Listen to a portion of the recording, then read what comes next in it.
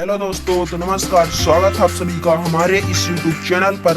यदि आपको अच्छा लगता है तो हमारे इस चैनल से पढ़िए और आपको सब यदि समझ में आता है तो इस चैनल को सब्सक्राइब कर लीजिए। यह चैनल आपकी हमेशा ही सहायता करेगा। तो हम आपका ज़्यादा टाइम वेस्ट नहीं करते हैं, अब हम चालू करते हैं आप सभी को पढ़ाना। तो क्या हम यहाँ आज हम सीखेंगे गुणनखंड। गुणनखंड कैसे सीखेंगे, देखिए। पहले हमें एक समीकरण दिया रहता है, द्विघात समीकरण दिया रहता है। जैसे यहाँ पास दिया है x का स्क्वायर प्लस 7x प्लस 10, इसका हमें गुणनखंड करना है। गुणनखंड कैसे करेंगे, तो पहले हमें ऐसी दो संख्याएं निकालनी पड़ती है, इसको गुणनखंडित करते हैं, इसको दो टुकड़ों में हम तोड़ देते हैं। जैसे यहाँ पास लिखा ना 7x, तो 7x को हम ऐसी दो संख्याओं में तोड़ेंगे तो जोड़ने घटाने पर 7x मिल जाए और गुणा करने पर इन दोनों को गुणा करने पर, ठीक है, वही संख्या मिल जाए जो इन दोनों को। जैसे यहाँ पास इसके साथ गुणा करो, प्लस प्लस से प्लस हो जाएगा और 10x का स्क्वायर। ऐसी दो संख्याएं लो कि 10x का स्क्वायर आ जाए।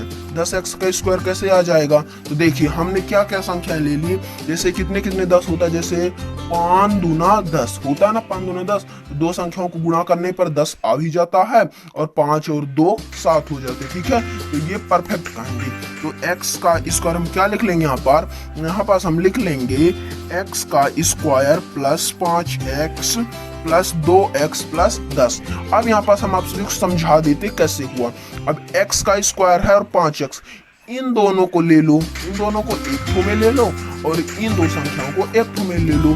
x का स्क्वायर प्लस 5x है, इसमें से इनमें से एक संख्या को कॉमन ले लो, एक संख्या कोई भी एक संख्या कॉमन ले लो। जैसे x का स्क्वायर प्लस 5x है, इन दोनों में कॉमन आपको क्या नजर आ रहा है, x नजर आ रहा है। देखिए इसमें भी x है और इसमें भी x है, तो x को बाहर कर ले दिया हमने, बाहर कर लिया।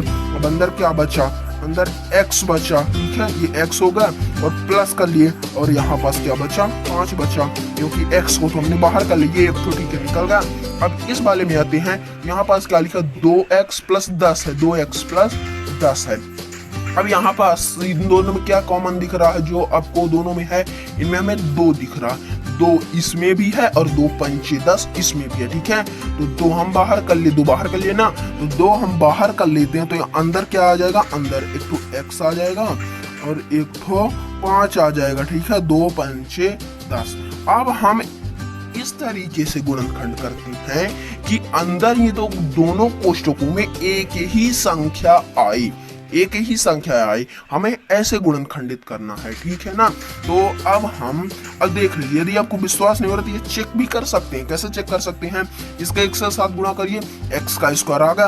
अब इसका इसके साथ गुणा करें तो 5x प्लस 5x आ चुका है।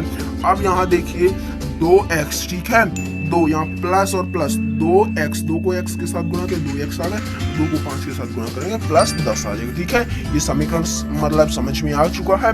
अब एक तो बाहर वालों के ले लो, x प्लस 2 हो जाएगा और एक तो अंदर वालों को ले लो, x प्लस 5 आ चुका, ठीक है। अब हमें इनके शून्यक निकालने के लिए कह दिया, या गुणनखंडित निकालने के लिए कह दिया, वही बात होती है, ठीक है। ये शून्यक कर दो, गुणनखंड, ठीक है। तो अब इनके लिए हम बराबर शून्य कर लेते हैं, ठीक है, इसी में बराबर शून्य कर दो, ठीक है। लिख सकते हो शून्यक के लिए या गुणनखंड के लिए।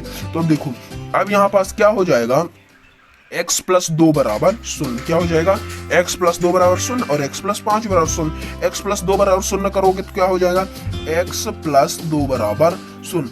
अब x बराबर निकालना है, तो x बराबर हो जाएगा शून्य है और इसका पक्षांतर, संख्या को इस साइड कर दो, ये पक्षांतर करो, ये शून्य है, ये प्लस में इधर बराबर की इधर में जाएगा तो किस में हो जाएगा, माइनस में हो जाएगा।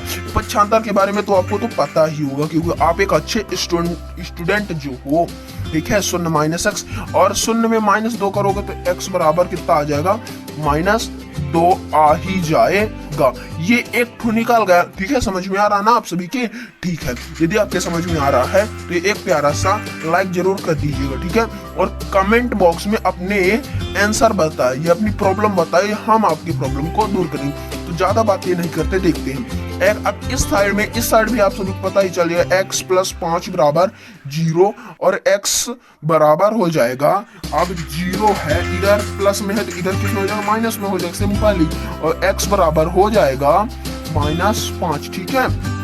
अब आपको यदि कह दिया अल्फा और बीटा बताने के लिए, तो एक ठो अल्फा ले लीजिए, ये हो जाएगा अल्फा, और एक ठो हो जाएगा बीटा। ठीक है, आपके समझ में आ चुका हो। तो देखने के लिए धन्यवाद। जय हिंद, जय भारत। मिलते हैं अगले वीडियो में। देखने के लिए धन्यवाद। एक प्यारा सा कमेंट जरूर छोड़िएगा।